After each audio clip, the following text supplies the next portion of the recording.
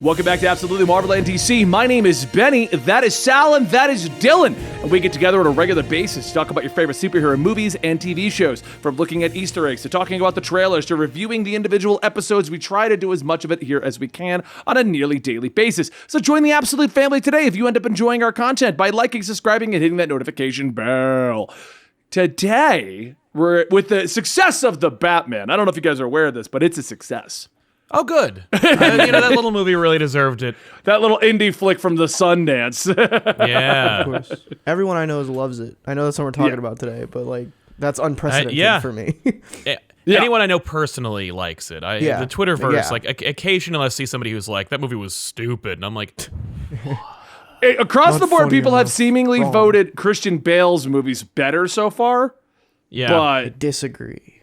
I disagree as well. I like those movies. So. Yeah. Dark Knight is great. Dark Knight is still incredible. So, but anyway, so we did a thing where you guys watched the original Batman. We all chatted about that. We thought it was a lot of fun, and we realized that Dylan has not watched any of the classic Batman movies, which 1 and 2 started out strong, and I can't wait to see what happens to Dylan's brain as we start devolving into the Joel Schumacher era. Yeah. I think unfortunately, we might already be there because I didn't like this movie. What? This is like a people's. Then you might love this movie. Yeah. You might like the next one then. If you didn't like this one, because it's a tonal shift, man. Let me tell you, the success of Batman '89, they're like, oh, Tim Burton, yeah, let's do this, go for it, make another movie. Well, the problem is though, they took off the gloves. You can tell they were like, Tim Burton, be Tim Burton, go for it. And I think let me make a sad movie about how no pretty woman would love me. I think weirdly, I think watching Matt Reeves' Batman movie maybe has ruined this for me. And I don't know. I think a lot of this movie is Catwoman and Penguin. There's not a whole lot of Batman in it. I actually looked at it. It took 41 minutes for Batman to have a substantial part of the movie. Yeah. Right. He opens the movie to trick you. Yeah. Well, they before that it seems like Bruce in the news. Yeah. Right. Almost like Tim Burton's like, I gotta remind you, Michael Keaton is in the movie, but he is in the movie and he is great. But that's not what's important here. What's important is Penguin. Yeah. Yeah, which I will say, so Penguin, and just to get basic opinions out of the way, Catwoman, I really didn't like at all, aside from a couple scenes. Okay. Penguin, she's very cat-like, which I found weird. I remember the scene where she's like, ugh. I'm like, what? Yeah, are we going all cat? There's a lot in this movie that's very much okay, this is, like you said, it's very Tim Burton. It's just everything is to its extreme, and I think I think some of the more reserved stuff in the first one, where all of the set dressing was very kind of out there, which outlandish. I enjoyed, but the characters were reeled in a little bit more. Alexander Knox is a complete. He's practically a straight man in this world. Yeah, which is weird because when it starts, Alexander Knox, he's the guy that was trying to get him into Mayor, right? The one with Christopher Walken. No, I'm talking about in the first movie. In the first movie, Alexander Knox is the guy who works at the Gazette. Yeah, he's the over-the-top reporter who's like, Vicky, why are you with Bruce Wayne? Right, but he seems he's at least a real person. In this movie, no one's a real person. I don't remember what the name of his character is, but Christopher Walken's character with the hair Max Shrek. Yeah, Max, where it's whipped back. And he's got a glossy makeup going on, so he looks like plastic the whole movie. Character. And his son Chip, who's doing a Walken impression. Yeah, he sure is. So it's like, Dad, what do you think we should do? And I'm like, no! You don't need to sound like him. That's genetic. That's amazing. Apparently, unless you ask George Lucas, in which case, no, accents are absolutely genetic. Oh, of course they are. Okay, so Catwoman you didn't like, which I find weird because I like this version of Catwoman. I mean, the origin, I think that's the thing is the origin is she falls out a window, gets bit by cats. Pass. last time when we talked about the first Batman, that was y'all were talking up Michelle Pfeiffer's Catwoman is the one Catwoman everybody likes, and that's the one everybody likes. Yeah. And I'm like, I don't get it. I think I get it for the time because you watch this movie as maybe a teenager and you're like, oh, she's so hot. Whoa. And maybe like empowering for the time, but looking back on it, woof. I think that like when you look at it in a vacuum, or you look at it from the vantage point of 1991 or 2, whenever the hell this movie came out, Michelle Pfeiffer is there's a lot of like things about inhibitions in this movie, and she is so repressed as her character until she becomes Catwoman, and it's just like she becomes the literal opposite of repression, right? And it's just like there's this wild expression of herself, and what she defines as being a woman is like so raw and unchecked. Like there's just this freeness of her performance that I'm like, way to go.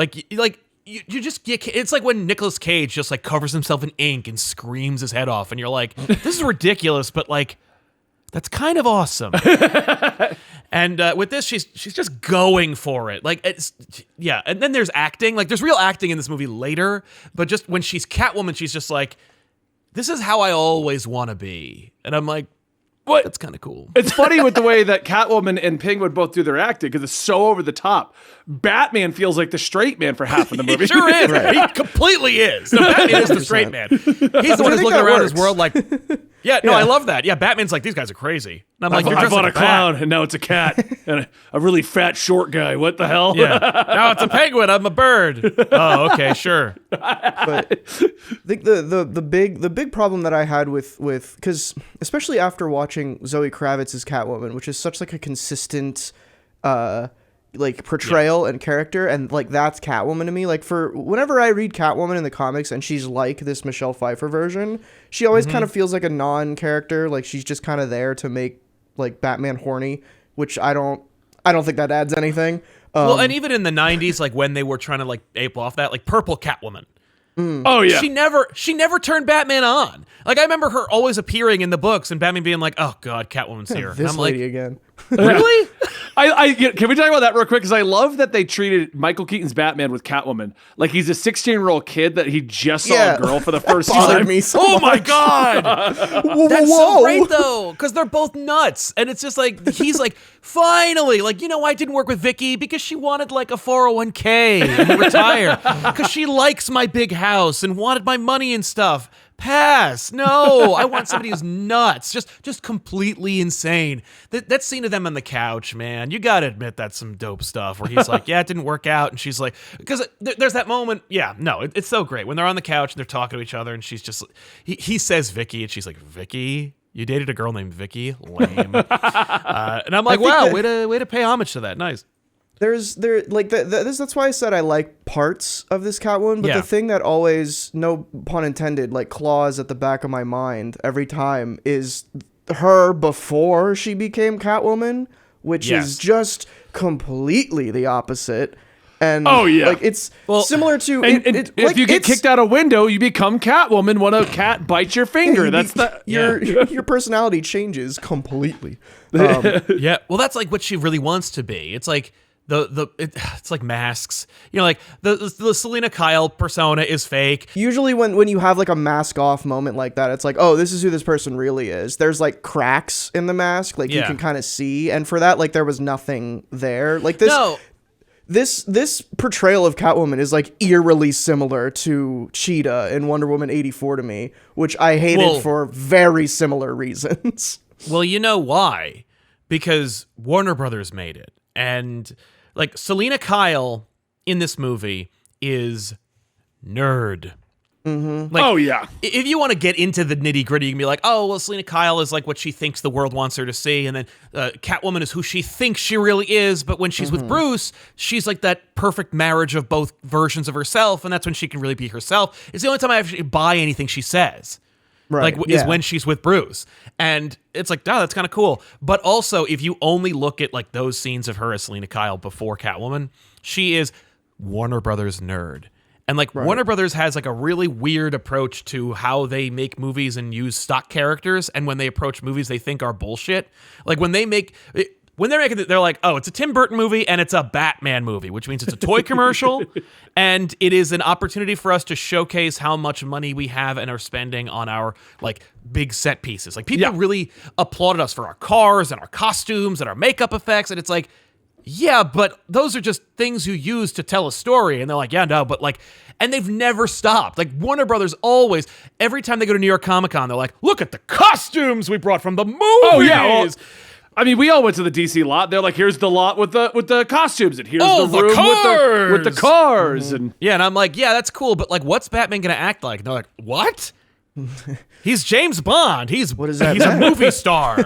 What do you care? What are you, some kind of nerd? What are you, like Catwoman? What do you like, or like Pamela Isley, who's literally when you get to Batman and Robin, the pre-Poison Ivy, it's the same exact thing. The same? But, oh, great. But done worse. Yeah. Because Schumacher, because Tim Burton's like, I'm making a film about myself. And Joel Schumacher's like, I'm making a McDonald's commercial. Like, those are the two approaches, but with the same exact character. But like, yeah, no. In any case, I hear you about Catwoman, but like think about it from them trying to reconcile two halves of the same character. But in any case, yeah. I will say I liked Michelle Pfeiffer's Catwoman. I thought it was great. Yeah. I know my wife's a huge fan of that version of Catwoman. I think it was more of the time period because nowadays it's just like okay, it's campy. Very campy. But back at the time, you just never had strong female characters in these movies. You got to think things like Supergirl and all this. None of that existed. No. We didn't have a Captain Marvel. We had a Supergirl movie. Well, yeah. And it was very bad. But what I'm saying is we didn't have any female. This isn't that time period when the theory was if there was a strong female character, it wouldn't sell. Never mind giving them a movie. Because of Supergirl's failure, it was decided, no, women don't sell. We're not making that. So to create Michelle Pfeiffer in this era, and then think about how long before another movie with a strong female character came out. It wasn't until I want to say X-Men where they and that was a part of an ensemble. It wasn't even like we made a female character. It was you're Jean, right, you're Storm. Yeah, this is deep in the era of like men are still making these movies, and they're like, oh yeah, we're all about the women empowerment movement, but like the women that are powerful in their movies are like super sexual and like not bondage levels. Anyway. Oh, she's vacuum sealed into that costume. Like they literally had to they plug it in and they suck the air out, so she's just like in that thing. But she did really use that whip, and in one take, she did cut the heads off of those mannequins in one take, and that's pretty powerful. It was like a middle ground of like, well, teenage boys who are going to watch Batman want to see as much skin as we can get away with. What if it's just skin tight? Yeah. And she's really pretty much kicking everyone in the balls. We'll just call it that. There's a line in this movie. I think Batman says it. Somebody says it where it's like no, it's Penguin. Penguin at the end of the movie is like go out and get all the little boys and girls because sexism sucks. Winks at the camera. It's like what? Huh? Yeah. What? No, it's terrible. Let's move over to the Penguin then. Danny DeVito's the Penguin, which, if you didn't know this, Dylan, is so grotesque and like nasty looking. They never made a toy of him. Yeah. He's the only thing that last time. They made his like rubber ducky thing they and made the that. Clowns, but they never made Penguin. No, they just repainted the old one from Superpowers, so it's just like confusing. He's got like a top hat and a monocle, and they're like, "What is this?" Yeah. I like that Penguin. As a kid, I loved it. I was like, that's so cool. Like, he had flippers, and he looked like a penguin, and Danny was just giving it his all. Like, he disappears into that character, despite the fact that he's the same size and, whatever. Like, he's wearing a whole thing. But it's like, he's great. He does a voice. I like that a lot. It's not what I want out of Penguin in, like, comics or in, like, modern movies, but I like it a lot. It's really, it works in this universe. The big problem I have with it, I love that Penguin, I do. Yeah. But I feel it's weird, and it's very Tim Burton to make him look as grotesque as he is. Put him in a fat suit on top of Danny DeVito being a big guy, putting on all this stuff, and then making him run for mayor. Like, like to make him as grotesque as possible for the symbolism of how corrupt everything is. That's how I looked at it. It's like, this is so corrupt. You are going to elect a literal monster. And that is the message of the movie. Like, like we're gonna hammer this in. Penguin is gonna call himself a literal monster and you are electing him. Yeah, y'all vote for him. That's true. That's true. Also, Penguin is super horny in this movie. He wants it constantly, increasingly and it's so like throughout the movie. It gets worse and worse, and it's like I think there might be a theme of sexuality in this film. I'll have to look into it. But yeah, man. I mean, the fact that Penguin turns on Catwoman because she won't sleep with him. Like, when that happened, I'm like, I don't remember that at all. The worst is, he says, you sent out all the signals. Yeah. I'm like, yeah, woof. All of these no, but like that's characters intentional. kinda- I think he's supposed to be like he's supposed to be like a white totally. Yeah. I mean, he's a villain. Yeah. Like, yeah, obviously. Yeah. A lot of the motivations of characters in this movie kind of rub me the wrong way, just because either they have one that's incredibly flimsy or they don't have one. And I think like what's Max Shrek's plan? Right. What's anyone's he plan? He wants to build another power plant in Gotham because we have an energy surplus. But to hoard energy for why? Who knows? Right? Money. What is he, Mr. Burns? What's happening? But that's like, and I think so Penguin specifically, I really like Danny DeVito just in a vacuum, and I think he does a great job in this movie. But like I said, like there's a lot of like motive issues that I have with him and really everyone, including Batman. Like everyone's just kind of aimless in this movie, and I have the same critique of Joker in the first one, where like especially with the villains in relation to Batman, where they just kind of start not liking Batman because the movie needs them to. There's not really a solid reason for it. One thing I noticed going back related to what you're saying is the actual fight sequences almost are non-existent. Batman doesn't really do anything. He shows up. Move around. He shows up. People start flinging things at him. He dodges. They fall off a cliff. They fall into a window. They fall off a building. Yeah, no, he straight up murders a few clowns too in this movie, and it's pretty. The guy with the bomb. He locks him into the bomb. He's like, shoom, and he smiles at him like, nah, I murdered you, and it's like, whoa, Batman. But again, like I have a Exploded problem. a guy just then. I blew up a man in a sewer and ruined the drainage system of this city. But I don't care. Like I know people are probably gonna be like mad because it's like Batman doesn't kill, and it's like this Batman's barely Batman. Yeah, most Batman kill. That's always the funniest part about this whole Batman not killing thing, because even though the comics have kind of done that for a while, Batman has killed for quite some time. Movie Batman, well, because they're making movies. Warner Brothers is like, that's just, no. I'm not wasting screen time of him tying people up or proselytizing with morality. Right. These people are not important. They don't have names. They die. They're just getting killed. Yeah. Yeah. I don't understand. Like, why would you complain? But yeah, Batman. What'd you think of the suit change? Was there a change? It's like a little there was brighter a big change. And like more muscular. They changed. Right? First of all, they changed the bat, so it's it's not the weird like swoosh, which we never talked about in the last episode. How weird! But they changed the bat to be more like the real logo, the yellow one. The yellow one. That was the newer one for this one. And he has like, instead of abs, because in the original suit he had abs, like fake ones. Right. In this one, where the abs go, he has like armor plating. Okay. Right, which is commented on by Catwoman. About it. Yeah. Where she's like, not you, not you, not you. Yeah. You. Here's you. Meh. Adding to, for the record, for the horny 16-year-old Bruce Wayne, where he's just like, evil villain. Touch me. Keep touching me. Yeah, what just the keep hell? doing it. That's like a whole scene in the movie. That's like a whole 60 seconds of her just rubbing down his stomach looking for a weakness and him just being like, I'm gonna let this see. I'm gonna see where it goes. I'm okay with this because you're a woman. Shut up, Batman. There's a great moment though where he hits her. She goes, "How could you? I'm a woman." He's like, "Oh shit, yeah." Yeah, he's right. like, "Oh, I'm sorry." She's like, "Ha ha, you." I thought that was funny because it's like, she immediately betrays his sexism, and it's like that's kind of fun. Oh, I like that. Yeah, but I think again, like that's something that works for this movie. But if that wasn't a movie that came out today, I'd be like, this is stupid.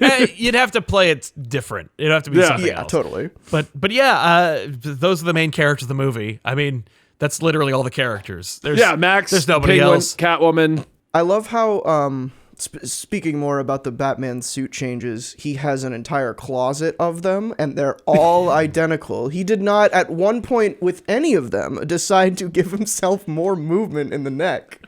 No. And also, his suit is so weak that he can just rip it off. Well, but no, it's not, because like he can rip it off, but he can't rip it off like all the seamlessly. way. It goes all the way up to here. He looks like he's stuck in this thing. It's so weird. Also, that's fun to watch because, like, I didn't notice it as a kid, but I did notice it, as an adult, where, he wears the raccoon eyes. They all do. But right before he's about to rip it off, they're gone. Because he has to take them off because he'd look like an idiot. So they're like, so for 1 second you see the cowl with no eye makeup. So it's like, that terrifying. looks very fake. And then he rips it off, and it's like, oh, okay. Without the raccoon, I didn't realize he was wearing the raccoon eyes until that scene happened, and I'm like, whoa. Wait, what? Looks like Halloween costume, Michael Keaton now. Yeah. Also, tons of horror in this movie. Max Shrek, of course, is burned to death and looks like a hilarious skeleton. Yeah, that was crazy. The Ice Princess was not only hit with a batarang and bleeding, but also pushed off of a building. Yep. A man's face is bitten by the penguin. I remember as a kid that scaring me. As a kid, Me too. There's two core movies I remember being afraid of because when I saw these, like this was like 92, I want to say. Yep, 92. So when I saw this, I would have been 8. Right. Because I remember going to the theater and I remember the penguin biting the nose. I was like, no! The only other scene same thing. I remember being afraid of as a child was actually Ghostbusters 2. When they go to the museum and the painting of the evil guy is hanging, and I'm like, it's gonna get Fakeman, no! Wow. I remember that to this day, hiding under the movie theater seat, and my dad being like, we're going, you'll see this when you're older. Exactly. We'll watch that tape. It's Vigo, by the way. Vigo, my bad, yeah. He is Vigo! No, Venkman. Venkman was Bill Murray's character. No, Vigo's the name of the painting guy. Oh, okay, yeah. The Carpathian. But anyway, back to Batman. This movie's not for kids, and rewatching this, I'm like, I see why they went the direction they did. Because as a kid, I saw these movies in the theater. Like this was I'm gonna go see Batman. My dad bring me to see Batman. It's gonna be great, Yeah. So, but it wasn't. No, not a kids movie at all. Like, would you recommend this to children at all? No, Dylan. I want to ask Dylan's opinion. I mean, I don't know. Honestly. You got to think it was made to sell toys. That's why there were so many different things they the thing is like modern children, and I say this as like slightly a modern child, we see worse. I was raised by the internet because my parents sucked, so I've seen worse. Well, they were watching Batman movie. Modern days, maybe. Today it's like not. Yeah, I can imagine it's tame by comparison, but also, 100%. I can imagine people saying, "Oh, I don't want my kids to see the Nolan movies," and I'm like, "Why?" Because they'll fall asleep about 2/3 or a third of the way through the movie. How about we talk about the Batmobile? We haven't talked about that yet. I love that the Batmobile can just eject all of its sides for it loses nothing. He's just still going. Now I'm a torpedo. That was like one of the few moments of Batman actually being a character in this movie where he's trying to like eject it and it's not working and he's like, now I'm worried. Batman! Yeah.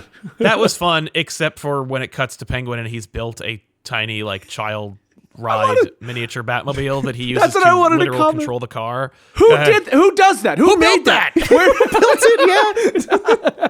Did he go? Oh, I got schematics from the Batmobile, and I want you. Yeah, to they also have blueprints of the Batmobile somehow. How that?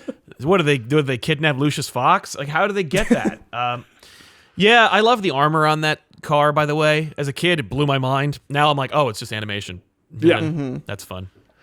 And I love that Alfred got a little bit more of a role in this one. Like we saw him at the computer for a brief moment, kind of being like, Mr. Wayne, I've got this. Yeah, Alfred's great. Michael Go, something like that. Talking about the more minor characters, Commissioner Gordon is in this movie even less, but he has a Commissioner Gordon moment where he tells the cops to stop shooting Batman, even though he does. They all suspect that he's doing all of this bad stuff. Absolutely, they should, because he definitely would have been thought to have killed the Ice Princess. Yeah, he is not in this movie at all. No. Did Michael Go continue being Alfred, or did they keep changing out Alfreds? No, he was Alfred until Batman and Robin. Okay, that's what I thought. I thought he kept doing it because I remember him having a scene with Batgirl when she shows up. Yeah, he's in there because he's dying in that plot. Yeah, it's terrible. So these next two movies, they are in this universe, just with different. They're technically in this universe with a different with a different director. Gotham has completely changed, and Batman has changed. Right. Yeah, so basically what happened is, if you don't know the history of Batman 89 came out and they weren't expecting it to do well. It did, so they decided to keep everyone on board, hence Tim Burton and Michael Keaton coming back, but they allowed Tim Burton to go crazier with it. The problem is, when this came out, they couldn't sell toys of the Penguin. I think McDonald's turned down the deal, or somebody did. Massive changes needed to be made. They couldn't sell the merchandising the way they wanted. So they said the next one is going to be merchandise heavy, and Michael Keaton and Tim Burton left. Yep. Not at the same time, by the way. Michael Keaton, I know, he was the last one. Like, Tim Burton left first, and they pushed him out because every time that, like, Tim Burton, they were like, oh, yeah, you're the director of the third one. And he kept coming to the table with these ideas, and they're like, I don't know if we want to go in that direction. Yeah. Until finally he was like, you have said no to all of my ideas. I don't think you want me to make this movie. And they're like, what? Yeah. No. And then he left. And then Michael Keaton read the script and was like, this is horseshit. Yeah. Because the next one is Batman Forever, where they tried to work in 3 substantial villains. Because this is the time period where Joker was in 1. We had 2 for Batman Returns. So, of course, we'd have 3. So you're going to have Poison Ivy, Two-Face, and the Riddler. Here's some fun stuff about Batman Continues, which is what it would have been if it wasn't Batman Forever. Robin Williams would have been the Riddler. And it would have had Marlon Wayans as Robin. Yes. That, in fact, Marlon Wayans' Robin was supposed to be in Batman Returns, but they were like, it's too big. There's too many things happening in this movie. There's not enough time for us to introduce Robin, so they don't. Also, they think they were teasing the idea that Two-Face was going to come back. Billy D. Williams, of course, was cast as Harvey Dent, so he would have come back in Batman Forever to be Two-Face. So it would have been Two-Face and Riddler like we got, but a black Two-Face in the form of Billy D. Williams and a fat Riddler in the form of Robin Williams. And directed by Tim Burton with Michael Keaton continuing, and it would have been like, and Marlon Wayans' Robin, which would have been like, what? Yeah. Marlon Wayans, by the way, got $100,000 to not be in Batman Forever. And, I heard he signed the contract already to show up. Like, he still gets residuals, presumably from Batman Forever, just for not being in it. Billy D. Williams got a huge payday because they were like, we need a new villain we need a Two-Face. And he's like, well, I'm signed on for Two-Face. And they're like, we don't want Lando Calrissian to be Two-Face. We need like a name. So they paid him out, so he's not Two-Face anymore, but he did get a nice big check. And then, of course, they didn't even... They entertained Robin Williams, but then they were like... It's kind of 6 and 1. They were like, oh, Robin Williams is still big, but Jim Carrey is technically bigger right now. Yeah. So, and Joel Schumacher's like, and I have no integrity, so I'll just do whatever you want. Yeah. They also introduced the term toyetic, where it was like, this movie has to be toyetic. And that was a word that Hollywood made up because it sounds like a stupid made-up word by people who can't read. That's awful. And the word, and of course the word defined by people who are literate, basically is a movie that can be turned into toys. Yep. That's the whole point of Batman Forever. I do want to say, because we're going to watch that one next. I'm assuming we're going to try for it next week. Might as well. Yeah, because we don't have much going on right now until Moon Knight finally drops, because we didn't get the early screeners of the entire series like some places did, apparently. What the hell? I want to say this, and I have a feeling, because I looked at when this came out just to verify, 95. So for me, I would have been 11. I have a feeling... Batman Returns was 95? No, Forever. Forever. Oh, Forever. okay. Yeah, good. Oh, right, yeah. Young me, Val Kilmer was my favorite Batman.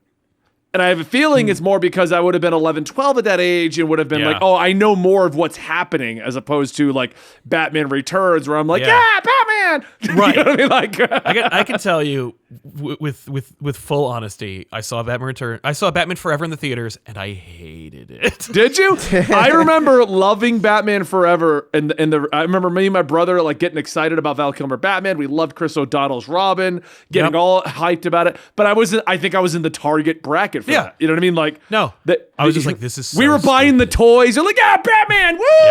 Yeah. At that point, I was reading Alan Grant and Norm Brayfogel's Batman. I was watching this movie, and I'm like, this is not Batman. There's nothing about this except, Nicole Kidman. No, yes, I like this. What we're doing right here is good for me. Well, we haven't gone full crazy yet, though. Bat Credit Card is still down the way, Dylan. Yeah. Exciting times. Yeah, this movie is unapologetically stupid, but at least it's not Batman and Robin. Batman Returns, there's a really fun edge. The characters are ridiculous. They're all heightened reality, but I don't know. I think I have a soft spot for it. I think also because, unlike Batman 89, which is building, there's a lot of time at the newspaper for no reason. A lot of time with Jack Palance like building up Jack Napier don't care. Yeah. Batman Returns, like, boom. Here. Oh, of course, they spent 30 minutes building a penguin and Catwoman, and they're like, we're out, we're in. Yeah, exactly. No, and Catwoman is I think she's awesome. You know, she put a real bird in her mouth in that scene. Well, that scene was. I did not like that scene. That scene, I think it's so cool. Like, it's not. I love film and I love Batman, and I can reconcile the two. It's just that when you're watching, you're just like, I can't believe they made this. Yeah. That is how I felt about the very opening scene where Penguin is this freak baby in a cage and he eats a cat. I was like, they did that? What the hell? Right? What? In a children's movie. Yeah. Again, it's targeting like 8 to 13. That's yeah. Right? No. Also, keep in mind, McDonald's Tim was Burton's pissed. the guy that made Nightmare Before Christmas, which is also like revered and stuff like that. Corpse Bride. He made like that's his MO. And they were like, "Do you want to do Batman?" Right. Yeah. Sure. Well, they had no ideas. I got to tell you, like they but Warner Brothers, because before Batman '89, they were going to make this. I know that I don't know if Warner Brothers made this, but there was a movie, Dragnet. I don't know if you guys are in any way remembering that there used to be the show called Dragnet. It was like a hard-boiled detective show about like two guys who were investigate like real-world crimes. It's kind of like Law and Order, but 50% of the show and made in the '60s. I think we talked about this last time. Did I? Where we're like they made Yeah. the parody movie, and they were going to make a Bill Murray movie with Batman, where it's like Bill Murray's Batman. It's like zap him pow. Like they were that close to making that. They thought Batman was a stupid joke, and then they were like, oh, I guess like make it dark. For the record, and this is part of some people don't realize this.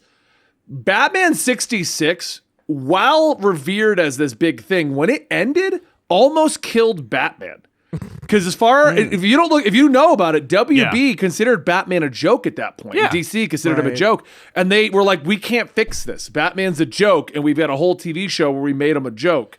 Yeah. And it almost killed Batman. So they kind of like course corrected too far with 89 and 90. I know. Yeah. Yeah, let me tell you something really quick, because since I reiterated myself earlier, Michael Uslan, you might see his name as a producer credit in all these movies. Michael Uslan produced Batman '89. Batman Returns, produced The Batman. And it's like, who is this guy? Wow. Mm-hmm. He is, okay, so like, I think it's that like Warner Brothers / DC Comics let the Batman trademark lapse. They didn't care that much about Batman. Like to your point about Batman 66, like they cared so little about Batman that they let it lapse. And Michael Uslan, who was a huge nerd, like noticed. And so he bought it. Like he made his parents like help him out with some money and bought it. And then they noticed and they went, "Oh crap. Oops. Hey, Michael, we noticed that you made a purchase recently." He's like, "Yeah, I actually didn't know that. I'm looking him up. Yeah, and part of the deal was like, I'm a producer on every Batman movie until I die. That's crazy. He also leveraged that into creating a fantastic animated series called Dinosaurs. Oh no! Yeah, about how dinosaurs are aliens and they can talk, and they recruit teenagers with rings to fly hover bikes and stop evil dinosaurs from taking over the Earth. I'm sorry, excuse me, dinosaurs, not dinosaurs. Dinosaurs are real. Dinosaurs are aliens. In any case, little tidbit about Michael Uslan and the fact that like Warner Brothers could not care less about like hedging their bets and crossing their T's and dotting their I's, especially when it comes to the number one moneymaker in their entire library. Right.